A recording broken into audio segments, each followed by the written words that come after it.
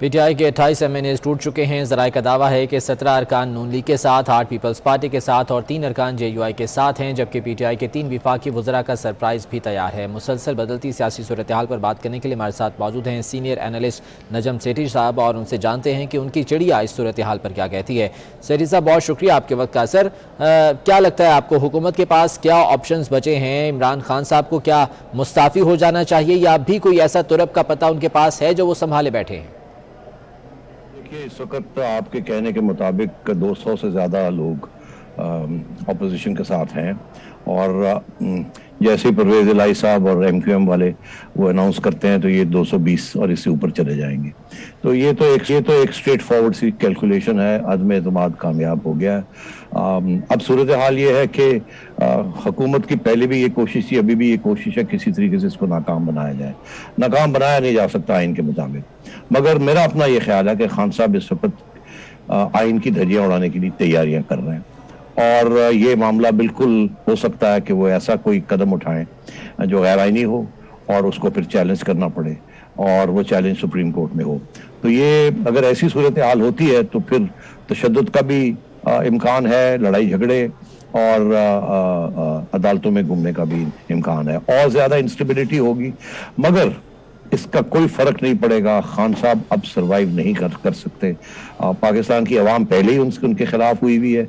उनकी कारकर्दगी इतनी बुरी रही है, इस्टेब्लिशमेंट उनसे दूर हो चुकी है और आवाम के जो नुमाइंदे हैं इनके यहाँ भी जो थे वो भी इनके खिलाफ बगावत कर चुके हैं। यही आइन इसके लिए, इस किस्म की सिचुएशन के लिए आइन के अंदर सोल्यूशंस हैं और वो सोल्यूशन यही है कि अब खान साहब बेहतर यह है कि खुद रिजाइन करके या नए इलेक्शन कॉल कर लें तो वो बेहतर है। नहीं तो आखिर में इनकी बेइज्जती भी होगी और इनको जूतियों के साथ निकाला भी जाएगा। सेठी साहब, वज़ीर दाखिला शेख रशीद साहब का एक बहुत अहम बयान सामने आया। उन्होंने कहा कि मैंने वज़ीर आज़म साहब को मशवरा दिया है कि वो गवर्नर राज लगा दें सिंध में। उनके इस बयान के हवाले से आप क्या कहते हैं? धमकियां हैं। पहले शेख साहब कहते थे कि हम तो अगले 5 साल भी राज करेंगे, फिर कहने लगे कि खान साहब जीते या हारे हम जीते ही जीतेंगे। अब कहते हैं कि हम गवर्नर्स रूल लगा सकते हैं। ये कुछ भी नहीं कर सकते।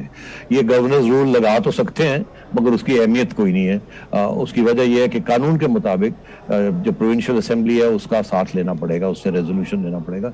ये इतना आसान नहीं है आजकल के हालात में गवर्नर्स रूल लगाना। और फिर दोनों हाउसेस जो है अलग अलग उनको कॉल करना पड़ेगा अगर इमरजेंसी लगानी है या गवर्नर्स रूल लगाना। ये हो नहीं सकता, ये सिर्फ धमकी है। और अगर इस किस्म का कोई प्रेसिडेंशियल ऑर्डिनेंस या प्रेसिडेंशियल डायरेक्टिव आता है तो मैं ये समझता हूं कि रियासत के इदारे उसको कबूल नहीं करेंगे और एक किस्म की बगावत हो जाएगी और बहुत ज्यादती होगी आइन के साथ भी और अवाम के साथ भी। अगर इस किस्म की सूरत हो कि एक गैर आइनी अनाउंसमेंट हो जिसको फिर रेजिस्ट किया जाए और रियासत के इदारों को इन्वॉल्व कर लिया जाए उसकी रेजोल्यूशन के अंदर। ये सियासतदान जो है इनको खुद ही इन चीज़ों को हल करना चाहिए और आइन के मुताबिक करना चाहिए। सेठी साहब, अभी भी हमने देखा कि वज़रा और इंक्लूडिंग इमरान खान साहब वो कॉन्फिडेंट दिखाई दे रहे हैं। क्या ऐसा कोई तुरब का पत्ता उनके पास है जो वो एंड टाइम पर खेल सकते हैं या फिर वो ऐसा हो कि बिल्कुल ही आइन की धज्जियां उड़ा दें एंड मौके पर आकर? देखिए, इस सिचुएशन में तो ये अपने आप को कोशिश यही करेंगे कि कॉन्फिडेंट नजर आए, मगर अगर आप गौर से देखें तो शक्लें गिरी हुई हैं, डेस्परेट हुए हुए हैं, पसीने आए हुए हैं इनको। खान साहब ने मेरी चिड़िया के मुताबिक आइन का काबीना को कहा था कि जब कैमरेज आते हैं तस्वीर लेने के लिए कैबिनेट मीटिंग में तो आप सब कॉन्फिडेंट लगें, स्माइल करें, हंसें, ताकि ये इंप्रेशन मिले कि हम बिल्कुल फिक्रमंद नहीं है, हम बड़े कॉन्फिडेंट हैं। तो ये एक सारी मेक बिलीफ है, ये एक झाका है जैसे ये है। जब वो गिर रहे हैं, किश्ती डूब रही है तो बहुत बहादुरी का इजहार करना चाह रहे हैं। ऐसी कोई बात नहीं है। ये कुछ भी नहीं कर सकते। अगर कुछ कर सकते हैं तो गैर आइनी होगा वो, और वो तो कुछ भी कर सकते हैं। एग्जीक्यूटिव अथॉरिटी उनके पास है जब तक वो खत्म नहीं हो जाते उनकी हुकूमत। तो मगर मैं ये कहूंगा कि अगर इतनी बड़ी कोई गैर आइनी बात करेंगे तो रियासत के इदारे जिसमें सिर्फ फौज नहीं है और भी इदारे हैं वो इनकी इल्लीगल ऑर्डर को नहीं मानेंगे और फिर बहुत से उसके खतरनाक नतीजे निकल सकते हैं। ठीक, सेठी साहब साथ ही मौजूद रहिएगा। सीनियर सहाफ़ी सुहेल वड़ाइच साहब भी हमारे साथ मौजूद हैं, उन्हें भी शामिल गुफ्तगू करते हैं। सुहेल वड़ाइच साहब, बहुत शुक्रिया सर आपके वक्त का। फरमाइएगा, इस वक्त जो एक पॉलिटिकल डेवलपमेंट सामने आ रही है, इस तमाम तर सूरत हाल में खान साहब के पास या पीटीआई के पास आप समझते हैं कि कोई ऑप्शन बाकी बचा है या कोई ऐसा रास्ता है कि जिसे वो अपनाते हुए इस तमाम तर सूरत हाल से स्केप कर सकते हैं? जी देखिए, पुरअमन रास्ते और आईनी रास्ते तो दो हैं। पहला आईनी रास्ता तो यह है कि वो अगर समझते हैं, अगर उन्हें भी यकीन आ गया है कि तादाद उनके हाथ से निकल गई है, पहले इस्तीफा दे दें, ना तरीके अद्वैतवाद को पेश करें।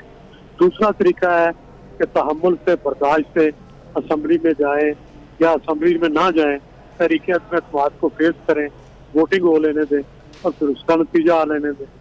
और फिर तीसरा तरीका, अगर ये दो पुरअमन तरीके नहीं हैं, फिर पुरतशद्दुद रास्ते हैं, फिर आप जलसे करें, जुलूस करें, लोगों को रोकें, डंडे चलाएं, कुछ करें, तीसरी ताकत को इनवाइट करें। फिर इस तरह की जो बाकी ऑप्शन हैं वो इस तरह के ऑप्शन। ठीक, सोहेल बड़ाइच साहब साथ ही मौजूद रहिएगा। सेठी साहब, आपसे सर मैं ये जानना चाहूँगा कि अभी आपने जिक्र किया कि जो भी इकदाम होगा वो मुमकिन तौर पर गैर आइनी हो सकता है, तो किस तरह से खान साहब जो है वो अगर ये गैर आइनी इकदाम करते हैं तो लगता नहीं है कि तसादुम की जानिब जाएगी मजीद सूरत हाल और मजीद जो है वो खदशात पैदा होंगे, ये तमाम तर मनाजिर जो है हमारे सामने मजीद ख़राब होकर सामने आएंगे? बिल्कुल यही मैंने कहा है कि अगर वो गैर आइनी रास्ता इस्तेमाल करते हैं, जैसे वड़ायत साहब ने कहा, फिर तशद्दुद भी होगा, लड़ाई झगड़े भी होंगे, अदालतों में भी घूमेंगे और आखिर में शिकस्त खान साहब की होगी, क्योंकि आइन बहुत क्लियर है।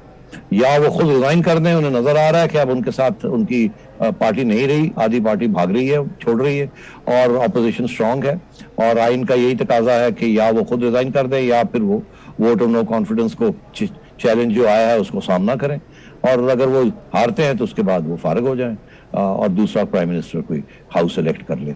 और अगर ये नहीं करेंगे तो फिर मैंने जैसे आपसे कहा, फिर यही है कि वो कोशिश करेंगे किसी तरीके के साथ तसादम कराने की, इदारों के दरमियान और हुकूमत के दरमियान, या अदारों के दरमियान और अपोजिशन के दरमियान, या तो इस किस्म की चीज वो बिल्कुल सोच रहे हैं और सोच भी सकते हैं, क्योंकि जब एक इंसान डेस्परेट हो जाता है और जिस किस्म की धमकियां वो दे रहे हैं, उससे तो यही लगता है कि वो लड़ेंगे और गैर आईनी तरीके के साथ लड़ेंगे। ठीक, सोहेल बड़ाइच साहब, एक अहम नुक्ता जिस पर आईनी तौर पर वजाहत जो है वो सामने आनी चाहिए सर, उस बारे में फरमाइएगा कि गवर्नर राज की जो बात की है शेख रशीद साहब ने, क्या अगर सूबाई असम्बली फंक्शनल होती है तो ऐसी सूरत में क्या गवर्नर राज लगाया जा सकता है? देखिए, तहरीक अद्वैतवाद के बाद जो प्राइम मिनिस्टर है वो इखलाकी तौर पर उतना मजबूत नहीं रहता कि वो बड़े फैसले कर सके। देखिए, वो अब असेंबली नहीं तोड़ सकते, वो इतने बड़े फैसले नहीं कर सकते जिससे गवर्नर राज लगा दे। इस तरह तो दुनिया में जिस शख्स के खिलाफ तहरीक अद्वैतवाद आए वो इधर उधर सब कुछ तोड़ दे, तो ऐसा नहीं होता। मेरा नहीं ख्याल कि वो ये इंतहाई इकदाम अब किया जा सकता है। ये या तो तहरीक अद्वैतवाद आने से पहले, या जब तहरीक अद्वैतवाद जो है वो जीत लेंगे या खत्म हो जाएगी, फिर उसके बाद सोचा जा सकता है तो क्या कर सकते हैं। ठीक, सरी साहब मैं यही सवाल सर आपके सामने भी रखना चाहूँगा, क्या कोई ऐसा स्टेप लिया जा सकता है, हालांकि वहाँ पर सूबाई असम्बली फंक्शनल है और बिल्कुल सही तरीके से जमहूरी तरीके से काम भी हो रहा है? नहीं, बिल्कुल सिंध में नहीं लगा सकते ये गवर्नर्स रूल। सिंध की असेंबली की रेजोल्यूशन की जरूरत होगी, सवाल ही पैदा नहीं होता कि वो गवर्नर्स रूल लगाएं। और अगर वो इस किस्म का कोई ऑर्डर प्रेसिडेंसी से हुई और करते भी हैं तो मेरा ख्याल है सिंध की हुकूमत उसको नहीं मानेगी, एक बगावत हो जाएगी, एक इलीगल ऑर्डर के खिलाफ बगावत हो जाएगी और वो हुकूमत टिकी रहेगी और वो कहेगी नहीं मानते। इनफैक्ट ये ऐन मुमकिन है कि अगर वो गवर्नर्स रूल लगाने की कोशिश करें तो सिंध हुकूमत गवर्नर को जाके अरेस्ट कर ले। इस किस्म की सिचुएशन भी हो सकती है, तो ये बिल्कुल नहीं होनी चाहिए। खान साहब अगर इस इश्यू को इतनी दूर तक लेके जाएंगे तो फिर उसके नतायज खान साहब के खिलाफ होंगे। ठीक, सोहेल बड़ाइच साहब, अभी जिन 28 MNAs की बात हो रही है, कहा भी ऐसे हैं जो कि सरप्राइज देने को तैयार हैं सर। यहाँ पर तो इत्तेहादी भी अभी तक नहीं माने थे, अब अपने भी साथ छोड़ते जा रहे हैं, तो क्या लगता है कि खान साहब जो है वो आखिरी वक्त में कुछ ऐसा इकदाम कर सकते हैं कि सूरत हाल जो है वो पलट जाए? गिनती तो पूरी हो चुकी है। तहरीक अद्वैतवाद, देखिए अपोजिशन ने ये बड़े तरीके से ये किया है, तो उसने आहिस्ता आहिस्ता पहले परवेज इलाही साहब के मुंह से कहलवाया है, फिर ये आज अपने MNA शो करती है, तो इससे शो हो गया कि भाई इनके पास गिनती पूरी है। अब तो सिर्फ रस्मी कार्रवाई रह गई है नो कॉन्फिडेंस की, कि आखिरी दिन नो कॉन्फिडेंस हो और उसमें लोग जो है वो हाथ हिलाते बाहर आ जाए। अगर तो आइन और कानून के मुताबिक चले, अगर आइन और कानून से हट के चले फिर तसादम है, फिर लड़ाई है, फिर झगड़ा है, फिर जाहिर है इसका पता नहीं क्या नतीजा निकलेगा। सही, बहुत शुक्रिया आपके वक्त का। सोहेल वड़ाइच साहब हमारे साथ मौजूद थे, सीनियर तर्जिया कार नजम सेठी साहब हमारे साथ मौजूद थे। सर आपके वक्त का भी बहुत शुक्रिया।